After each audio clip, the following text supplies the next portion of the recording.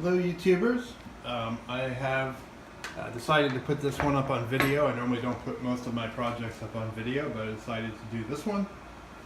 Here is my eventual doggy door, which I'm going to be installing into my rear screen door because we are kind of sick and tired of letting the dog in and out and in and out and in and out. I've seen a bunch on YouTube. I've seen some ridiculous failures. I've seen some good ones, so I'm going to try to take the best of all of them and a couple of my ideas, whether they be good or not, and stick them together into a doggy door. So I've measured the door, so I'm all set to go. And then what I need to do is make an outer frame, make a thinner inner frame, and then figure out how to hinge the door at the top. I had a few ideas on how to hinge the door at the top, but I'm actually going to use the screen because the screen itself is pretty strong.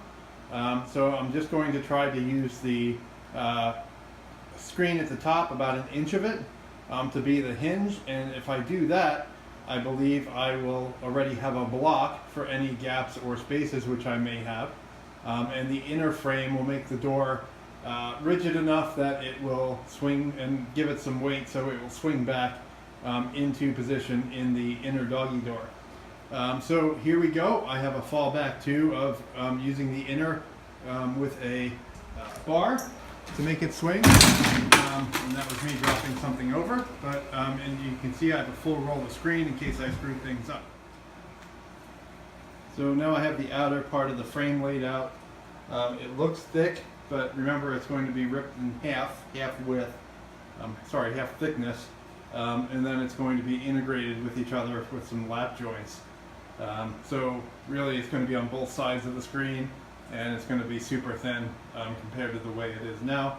But I'm generally happy with the way. Now I'm going to cut the inside pieces. The inside pieces are going to actually come to about here on the top, because this little flap of screen here is going to be what lets the door go back and forth.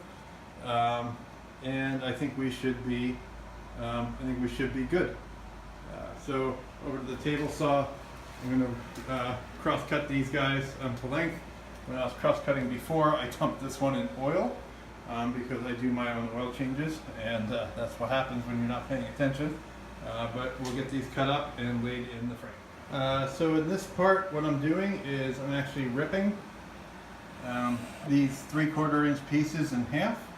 So if I blow this off, you can see I have the width set to approximately 6 16ths, and that's giving me, taking into account the blade and everything like that, a rip or a cut right in half of this piece.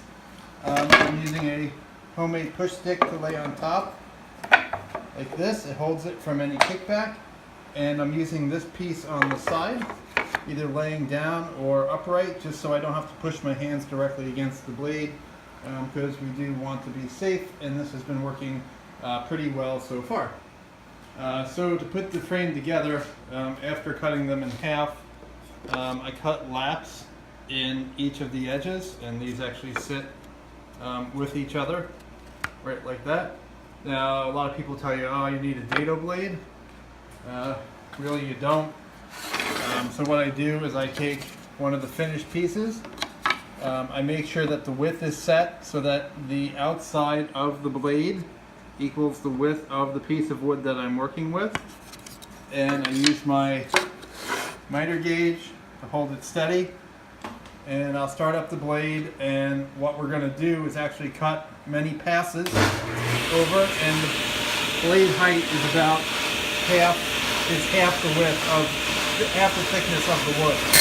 I'm going to cut a pass, pull it, cut a pass, pull it, cut a pass, keep going right to the end. And once the pieces are kind of thin, you can actually go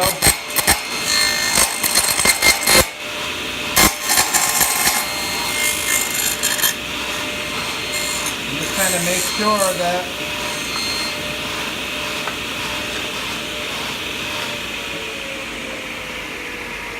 that's looking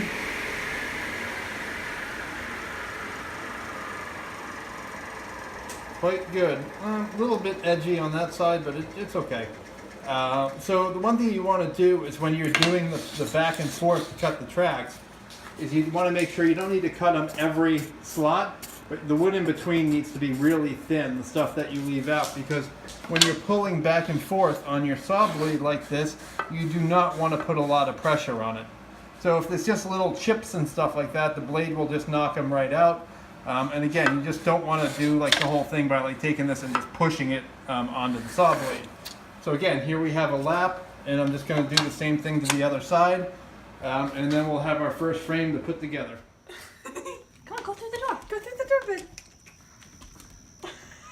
Go through the door, come on. Right here, come on. Yeah, go on. Go ahead, go through the door. Come on, just come on. Come on, do it, come on. Go for the tree. Come on. Go, it's go, okay. go. Come on, Come Yay! Hello, doggy door people. I finished up my project.